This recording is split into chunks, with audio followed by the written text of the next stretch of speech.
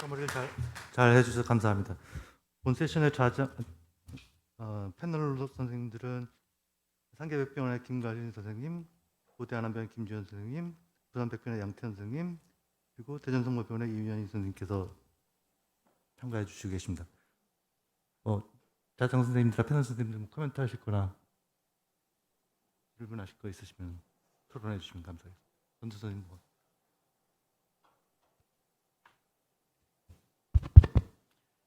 그 셀프 익스펜더블하고 발론 익스펜더블하고는 그러니까 발론을 줘서 센서를 늘리냐 그 차이잖아요. 그런데 그 바이커스 밸브는 프로시저 특성상 결국 프리 발론하고 포스트 발론 해야 되는데 그러면은 그 차이가 없어지는 건가요? 그게 양측의 어떤 장점을 두고. 그다음에 두 번째는 아까 이렇게 보면은 바이커스 밸브상 특징이 뭐냐면은 엑센트릭하게 벌어지는데 그리고 가장 좁은 부분이 그 라페 레벨을 있으면 그걸 좀 올려야 되는데 그러면은 그 언급이 전혀 없었는데 그럼 코로너리 obstruction에 관한 문제는 전혀 뭐 고민할 필요가 없는지 왜냐면은 한쪽으로 더 밀리면은 더 그 obstruction 문제도 한번 생각을 해봐야 되고 또 위에다 설치하면은 화이트 문제가 새로 재정립을 해야 될 것 같은데 그런 어떤 그 독특한 특성 그다음에 세 번째는 파라베블라 리키지가 분명히 있을 수밖에 없는데 그러면은 그냥 무시해야 되는지 우리가 어떤 압력을 주는 특정 압력이 설정됐으면 거기만 주고 왜냐하면 럽처나 그런 위험이 있으니까 그렇게 하는지 한번 그런 식으로 한번 좀 설명 좀 해주셨으면 좋겠습니다. 네, 물론 코로너리 오클루전 리스크가 있을 수 있습니다. 특히 아까 제가 설명드린 것처럼 그 리플릿 칼슘이 이 칼슘이 많기 때문에 그 익스텐디드한 벌키한 칼시피케이션이 있을 경우에 그 리스크가 올라가고 그다음에 이제 코로너리 테이크오프가 약간 좀 낮게 나오는 사람도 있습니다. 근데 일반적인 것보다는 약간 사이너스 발살바가 이 바이커스 있는 사람들이 좀 큰 경향이 있어서 그 높게 설치하는 거에 대해서는 그 사이너스 발살바 넓은 게 다 이렇게 좀 컴펜세이션을 하는 그런 게 있어서 제가 경험상으로는 칼슘이 얼마나 많았냐가 더 중요한 코로너리 오클루전의 팩터인 것 같고요. 아까 제 데이터에서 보면 PBL 마더레이트하게 있는 게 저희 21명 중에 2케이스 코어밸브에서 있었는데 PBL은 확실히 그 코어밸브에서 좀 많이 생기는 것 같긴 합니다. 근데 이제 제가 강의 중에 말씀드린 것은 거꾸로 애뉴럴 럽처의 가능성은 또 역시 마찬가지로 이쪽 그 사피엔에서 좀 많을 수 있는데 그래서 아까 제가 말씀드린 게 슬로우하게 천천히 인플레이션하고 얘가 어디로 갈지를 미리 예측하고 하면 그런 거를 미리 예방할 수 있겠다 이렇게 말씀드린 것 같습니다. 그 점 항상 이 세이프티 이슈 때문에 걱정되는 게 거스인데 그 삼성은 애뉴얼 럽처 케이스 하나도 없었어요. 네, 저희 바이커 스피드 21케이스 다 괜찮았습니다. 천천히 분당에서는 또 빈도가 얼마나 됐어요? 셀프하고 반론하고 그리고 애뉴얼 럽처 인저리 없습니다. 네, 없었어요. 그게 참. 플랜을 잘하면 사이징이 제일 중요한 거고요. 저희 뭐 애널 럽처 한 케이스가 트라이커스피드 밸브에서 있었는데 그거는 거의 뭐 럽처라는 거가 실제로 오버사이징을 하면 럽처는 당연히 많을 수 있지만 그거는 그 전부터 이제 주의를 해서 오버사이징 안 했는데도 럽처되는 케이스는 뭐 어쩔 수가 없더라고요. 그게 오버사이징 인덱스가 9% 정도 오버사이징을 하고 파라벨블라 릭이 있어서 이제 포스트를 해서 0.1cc 플러스 해서 오버사이징을 한 11% 정도 되게 했는데 럽처가 되는 거예요. 0.5cc라는 게 굉장히 중요하다는 걸 이제 그때 알았는데 어쨌든 그렇게 unexpected 럽처 말고는 사이징을 잘 하시면 럽처는 피할 수 있다고 보고요. 그 다음에 이제 칼슘이 어디에 있느냐 따라서 칼슘의 위치랑 어마운트 그 다음에 코로너리 obstruction 리스크 이런 거 따라서 어떤 밸브를 사용하고 어떤 사이즈를 사용할 거냐를 잘 고려하시면 되고요. 그 다음에 바이커스피드 AS가 퓨어 AS만 있는 게 아니고 AR을 동반한 경우가 꽤 많습니다. 적어도 마일드 이상의 AR이 있기 때문에 파라밸블라 릭이 너무 이센트리시티 때문에 파라밸블라 릭이 안 생길 수가 없다 하더라도 그런 릭이 환자의 에브리 펑션에 영향을 미치지는 않을 걸로 그렇게 생각을 하지만 이제 파라밸블라 릭에 대한 거는 조금 더 롱텀 데이터들이 있어봐야 될 걸로 생각합니다. 그 디베이트 떠나서 뭐가 더 좋아요? 채널은 말할 수 없습니다. 서울성모 장기 교수님은 프로포션이 어떻게 되고 애뉴라 인저리 경험은 어떤가요? 서울성모는?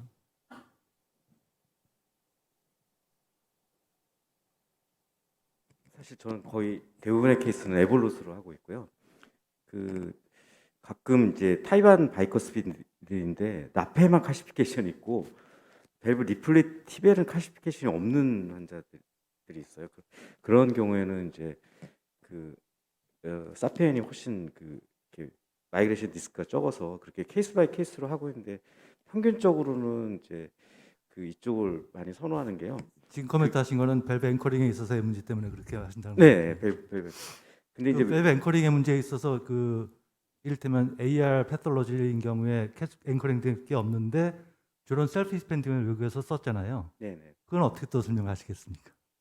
아, 그 이슈에서 예. 셀프 익스펜딩을 쓸 건지 선생님 말씀하신 근데 이제 것처럼 바이커스피드, 트리커스피드하고 달리 칼슘이 버든이 많기 때문에 깊이 않고 헤모다이나미컬리 좋아질 수가 없거든요. 셀프 발론을 쓰면은 그러니까 셀프를 써서 헤모다이나믹이 좋아지는데 그 이유는 그게 슈프라 에누라 타입이고 그게 밸브가 위치한 곳은 이제 칼슘이 없으니까 비교적 라운드하게 펴지기 때문에 저는 그래서 셀프를 좀 선호하는 편이긴 하지만요. 제가 잠깐 코멘트를 하면 이제 그 걱정하시는 것처럼 슈프라 그 모양을 보면 슈프라 에놀라의 링이 올라가서 해보다는 좋다고 생각하는데 이 밸브 스펜더블이 아니 발론 스펜더블이 좋은 이유는 다는 아니지만 아까 제가 말씀드린 것처럼 타입 제로, 타입 라페에 칼슘이 없는 경우나 막 마일드한 경우는 이건 그냥 보통 트라이커스프하고 똑같이 벌리면 이게 그 애뉴라 포션에 장착이 되기 때문에 그런 점을 좀 고려해 주시면 개념상. 근데 아까 제가 또 말씀드린 것처럼 칼슘이 많아서 이게 안 들어갈 것 같고 위험한 경우 이런 때는 이제 선생님 말씀하신 것처럼 슈프라가 좀 더 좋은 그런 경향이 있는 것 같습니다. 예, 장 교수님께서 뭐 이런 경우는 이렇게 한다고 그러시면서 왜 이 강의를 갖다가 제목을 갖다가 이렇게 해주셨는지 모르겠는데 어쨌든 둘 다 가능은 한 것 같고요. 아까 전도 선생님 말씀 중에 제가 대답을 놓쳤던 게 있는데 보면 칼슘이랑 익센트리시티 뭐 이런 것 때문에 센터에 있질 않고 밸브가 아까 또 보신 것처럼 많이 움직여져 있잖아요. 옆으로 움직여져 있고 아까 최승현 선생님 케이스에서도 넌 커러널 커스프에 그냥 딱 붙어 있는 그런 모양들이 보이는데요. 그거는 뭐 어쩔 수는 없는 것 같습니다. 그거 정말 칼슘이 많아서 칼슘을 꼭 제거를 해야 되겠다 그러면 당연히 서지컬도 할 수 있는 거죠. 바이커스피드 서지컬 많이 해야 된다는 이유가 나이가 젊고 뭐 그다음에 그런 칼슘 버든 때문에 럽처 리스크가 이런 게 있다고 하기 때문에 이제 그렇게 하는 건데요. 이제는 듀러빌리티 이슈는 이제 좀 많이 해결된 것 같습니다. 그래서 아까도 보신 것처럼 최근에는 이제 뭐 밸브의 듀러빌리티를 거의 8년, 10년, 12년 정도까지도 보고 있으니까요. 그런 듀러빌리티 이슈는 없다고 보시면 되는데 이제 정말 칼슘을 이길 수 있고 컴플리케이션을 생각을 한다면 칼슘이나 이런 걸 생각을 한다면 당연히 서저리로 칼슘을 리무벌 하는 것도 아주 좋은 방법이라고 생각되고요. 대부분은 이제 에올타, 사이너스 뭐 이런 데가 크기 때문에 우리가 나중에 이펙티브 오리피스 에어리를 어느 정도 잘 가져갈 수, 내추럴하게 가져갈 수 있는 그런 사이즈는 충분히 된다고 봅니다. 이제 너무 큰 경우는 그 다음 또 이제 또 다른 이슈가 있는 거지만 그래서 익센트릭하게 있다 하더라도 펑셔닝만 잘하면 그거가 환자의 예후에는 전혀 영향을 안 미칠 걸로 봅니다. 시간이 좀 지체되고 있어서 다른 연자 선생님들이 스몰 애뉴라이, 컴바인드 에어틱 디지즈, 밸브 여기에 대해서 좀 디스커션을 김주환 한정기 선생님 거 교수님한테? 이슈는 우리는 한 두 케이스 정도 그래서 코로나에 들어왔지만 뭐 PCR 프록스말에 뭐 넣어놓고서 디스탈 넣어놓으면 힘드니까 그래서 또 헤모다이나믹 인스테빌리티 이런 것 때문에 그 타비를 먼저 해놓고 그다음에 제가 따로 일렉티브로 이 바스큘라 액세스도 좀 힐링이 되고 아주 초응급은 아니니까 그래서 일렉티브하게 좀 스테빌라이즈 된 다음에 따로 세퍼 에바를 뭐 하고 이렇게 한 2명 정도를 한 기억이 있는데 그게 저는 더 스테이블하다 느껴지는데 그 세 케이스는 어떻게 하셨어요? 저도 비슷한 건데요. 두 케이스는 그렇게 됐죠. 그러니까 타비가 성공이 됐었죠. 근데 문제는 타비를 성공하기 위해서 이제 푸시를 하던 것이 밸브를 크로스 못하고 이게 에바나 테발 쪽을 때리면서 뒷색을 만드는 경우가 생기니까 그런 경우에는 먼저 에바나 테발을 하고 타비를 하는 게 맞겠다가 지금 이제 아까 논문이나 주로 이야기를 한 거고요. 제가 보였던 케이스는 그럴 바엔 차라리 그냥 다른 쪽으로 어프로치해서 탑이 먼저 해놓고 에바는 좀 편하게 하는 게 또 어떻겠냐가 제 아까 그런 경우 두 번째 케이스였습니다. 세퍼레 액세스를 세퍼레이트 예. 한 거니까 그냥 서브클라비언 쪽으로 어프로치해서 탑이 하고 에바는 그냥 편하게. 근데 이 그 한자를 탑을 하기 위해서 계속 푸시를 했더니 에바가 계속 어느리즘 쪽으로 카세트가 계속 밀리면서 위험하다는 생각이 들었었고요. 근데 에바를 해놓으면 그 앵귤레이션 때문에 밸브가 안 올라갈 것 같아서 다른 루트로 시술을 했었습니다. 다른 패널 선생님들 코멘트. 한정규 교수님한테 질문 한 개 드리겠습니다. 그 스몰 애널루스는 사실은 나이들이 많아지고 이제 갈수록 이제 나이들이 많아지고 우리나라 사람들이 저기 몸이 작으니까 많이 하다 보면 많이 이렇게 닥칠 것 같은데 거기 PPM이랑 퍼머넌트 페이스메이커가 프리딕트라고 하셨는데 이게 그러면은 스몰 애널루스 있는 환자들은 그렇지 않은 환자들하고 오버사이징 레이쇼 스트래티지 어떻게 갖고 가시는 게 좋을지 우리가 오버사이징을 넓히면은 PPM은 조금 줄어들 거고 그 대신에 퍼머넌트 페이스메이커는 좀 불리할 것 같은데 그 스트래티지를 어떻게 하고 계신지 좀 질문을 드리고 싶습니다. PPM은 시비어 PPM에서 특히 예후가 좋지 않다는 게 여러 연구에서 밝혀져 있고요. 다만 이제 퍼머넌트 페이스메이커는 환자한테 넣어서 좋을 건 없으니까 조심하자 이런 의미로 말씀을 드렸던 거긴 한데 현재로서는 퍼머넌트 페이스메이커를 넣은 환자들이 롱텀하게 예후가 좋지 않다는 데이터가 있지는 않습니다. 그래서 환자가 뭐 퍼머넌트 페이스메이커 넣었을 때 그렇지 않은 퍼포먼스나 이런 데 장기적으로 어떤 영향을 줄지는 좀 더 지켜보고 데이터 모여야겠지만은 기본적으로는 시비어 PPM이 발생했을 때 환자가 좋지 않은 건 아주 잘 알려져 있고 혹은 모더레이트 PVL 이런 것들이 환자의 탑이 예후의 결정을 좌우하는 거기 때문에 일단은 가능하다면 이펙트 오리프셀을 넓게 보는 것이 맞다고 생각합니다. 스몰 애듈라이라고 해서 오버사이즈 레이쇼를 다르게 가져가지는 않지 않나요?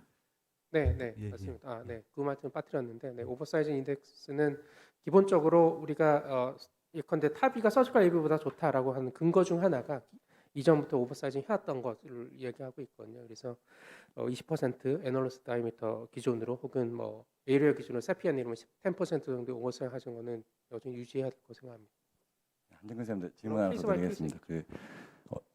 어쩔 수 없이 페이스메이커를 넣어야 되는 경우가 많을 것 같은데 이게 일반적인 타비 케이스보다 그 트랜지언트하게 돌아오지 않는 케이스가 더 많나요? 아니면 어느 정도 기다리시나요? 아니면 별로 기다리지 않고 바로 그냥 페이스메이커를 넣으시나요? 스몰 레머너스라고 저희가 아직까지는 뭐 특별히 다른 스트레지를 갖고 있지는 않고 그 케이스가 아주 많지는 않기 때문에 근데 기본 워낙에 탑이 한 10년쯤 전에 탑이 도입돼 초창기까지나 일주일 정도 지켜봐서 돌아오지 않는 보호 문제도 있어가지고 임플란트를 결정하자라는 게 일반적인 트렌드였는데 최근에는 환자 너무 고생시키는 면도 있고 보호 문제도 삭감 문제가 좀 해결된 것으로 되어서 발생하면은 하루 이틀 내에 지켜봐서 괜찮으면 일단 임플란트를 하고 있습니다. 다만 이제 아까 말씀드린 것처럼 임플란트를 하고 지켜보면은 넉 달까지 지켜보면 그 중에 절반은 페이스메이커 인디펜던스가 그러니까 자기 밑으로 돌아오거든요. 그래서 디펜던스 사라지는 거는 있기는 한데 그러나 또 절반은 디펜던스 생기기도 하고 또 환자가 페이스메이커를 장기간 오래 있는 것도 상당히 나이 드신 환자에서 고생스러운 일이기 때문에 그런 걸 감안해서 일단 컴플리트 에이블록 정도 생기면 다음 날 정도에 임플란테이션 일단 하고 그 다음에 팔로우하고 있습니다.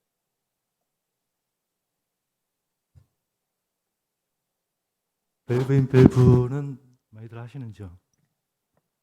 네. 국경돈 선생님께 질문 하나 드리겠습니다. 보통 이제 탑이 시술할 때 이제 CT로 플래닝을 하는 게 제일 중요한데 아까 보여주신 거 보니까 이제 밸브인 밸브 플래닝 할 때는 기존 밸브 안쪽으로 잘 안 보이는 것 같은데 CT에서 혹시나 이게 벌론 익스펜더블이나 셀프 익스펜더블 선택할 때 이제 앵커링 문제도 이제 저희가 고려를 해야 되니까 그런 부분은 이제 뭐 CT 플래닝 할 때 혹시 뭐 어떤 거를 주의 깊게 봐야 되는지 그런 부분을 설명해 주실 수 있는지. 좋은 질문 감사합니다. 그 앵커링 포인트 자체는 비주얼라이제이션은 아주 명확하게 잘 되는 편인데 실제 거기에 잘 앵커가 될 거냐 이제 미끄러지지 않냐 이게 이제 이슈일 것 같고요. failed bioprocesses는 대부분 칼슘이 심하지는 않고 어떤 경우는 이제 펜스포메이션이 될 거나 이런 것들은 CT에서 보이는 경우들도 있는 것 같습니다. 그래서 CT를 볼 때 추가적으로 우리가 기본적인 네이티브 탑이 볼 때랑은 다른 점이 기존의 네이티브 밸브가 아닌 서지컬 바이오프로세스를 스윙한 게 꼭 아울팅 루트의 정중앙에 꿰맨 게 아닐 가능성이 은근히 많습니다. 그래서 CT를 보시면 어떤 경우는 굉장히 센트럴라이전 잘 돼 있는 경우가 있지만 어떤 경우는 대부분 이제 레프트 코로널 커스비 저는 경험적으로는 가까운데 그쪽에 가깝게 끼어져 있는 경우들이 있기 때문에 이런 경우에는 이제 3D 리컨 프로그램이 가능하신 센터에서는 버추얼 밸브를 하이트에 맞춰서 세워보시고 그게 실제로 코로너리 오스티움과의 거리가 만약에 아주 가깝다는 건 아까 말씀드린 대로 4mm 이하거나 하면 이제 다른 베어라우 스트래티지를 해야 되는데 사실은 그게 코로너리 하이트, 버추얼 밸브 투 코로너리 오스티움, 또 사이너스 오브 발살바, 사이너튜블라 정션의 하이트 이런 여러 가지 그다음에 리플렛이 어떻게 마운트돼 있고 길이가 어떤지 이런 것이 너무 복합적으로 사실 작용하는 것이기 때문에 저희가 정성적으로 판단하지 정량적으로 판단할 스코어 시스템 이런 것들은 좀 부재한 것 같습니다. 현재. 하나만 딱 궁금했었는데 아까 그 바실리카 케이스는 아틀라스 골드로 안 뽀개져서 바실리카 하는 거예요? 아니면 그 풍선으로 못 깨는 시절의 케이스인가요? 아니면 깨져요? 사실은 제가 저 케이스 준비할 때는 바실리카 후에 이제 밸브 프랙처까지 사실은 제가 계획을 했던 케이스였고요. 제가 이번에 케이스에 보여드리진 않았는데 제가 이 시술을 실제 하기 전에 그 전에 아주 동일한 사이즈의 동일 브랜드의 밸브를 어떻게 구해가지고 실험실에서 먼저 시술을 해봤습니다. 그런데 이제 바실리카는 저희가 밖에서 성공을 했는데 실제로 저 밸브 프랙처는 잘 되지가 않고 벌룬이 럽처돼 버려가지고 좀 위험할 거라고 생각해서 제가 그거는 이제 프로비저널 밸브 프랙처를 생각하고 있었습니다. 밸브 프로셔 끝나고 레지두얼 그레디언트가 20이 넘으면 그러면 밸브 프랙처 하자. 근데 다행히 그렇지는 않아서 시행을 하지 않았던 케이스고 기본적으로는 밸브 프랙처는 코로널 옵스트럭션 리스크를 막아줄 수 있는 것은 아니고 ppm과 그레디언트를 줄이는 목적이 큰 것 같습니다. 밸브 프랙처라면 오히려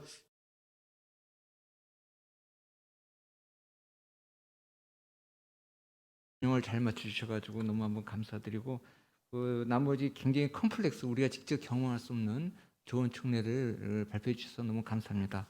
이번 세션 여기서 마치겠습니다. 감사합니다.